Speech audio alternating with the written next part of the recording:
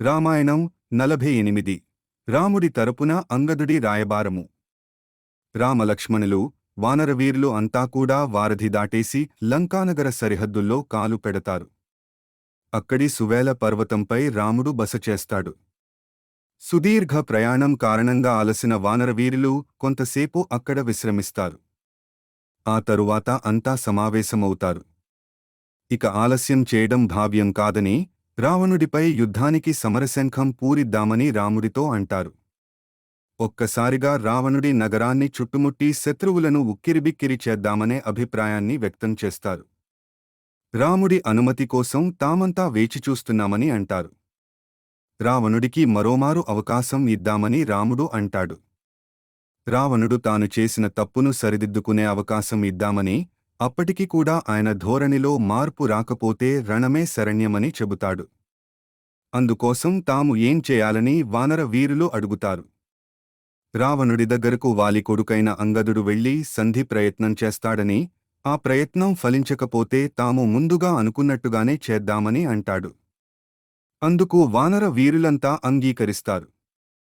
లక్ష్మణుడు కూడా అన్నగారి నిర్ణయం సరైనదేనని అంగీకరిస్తాడు. రామలక్ష్మణులు సముద్రం దాటుకుని వచ్చిన విషయం రావణుడికి తెలుస్తుంది. కోట్లాది మంది వానరవీరులు ఆయనకి తోడుగా ఉన్నారని వేగులు చెప్పగా రావణుడు వింటాడు. ఆ వానరులంతా కూడా ఒకరిని మించిన బలవంతులుగా ఒకరు కనిపిస్తున్నారని చెప్పడంతో అయోమయంలో పడతాడు. వానర సైన్యం అంతా ఒక సముద్రంలా కనిపిస్తున్నప్పటికీ కొన్ని సమూహాలుగా ఉన్నారని తెలిసి ఆలోచనలో పడతాడు.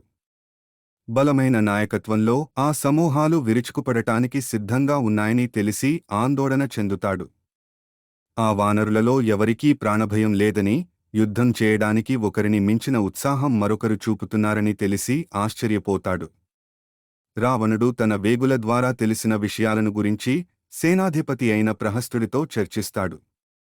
ఏ క్షణంలోనైనా యుద్ధం మొదలు కావచ్చుని, అందుకు అవసరమైన సన్నాహాలు సిద్ధం చేయమని ఆదేశిస్తాడు. సైనిక బలగాలను అప్రమత్తం చేయమని చెబుతాడు.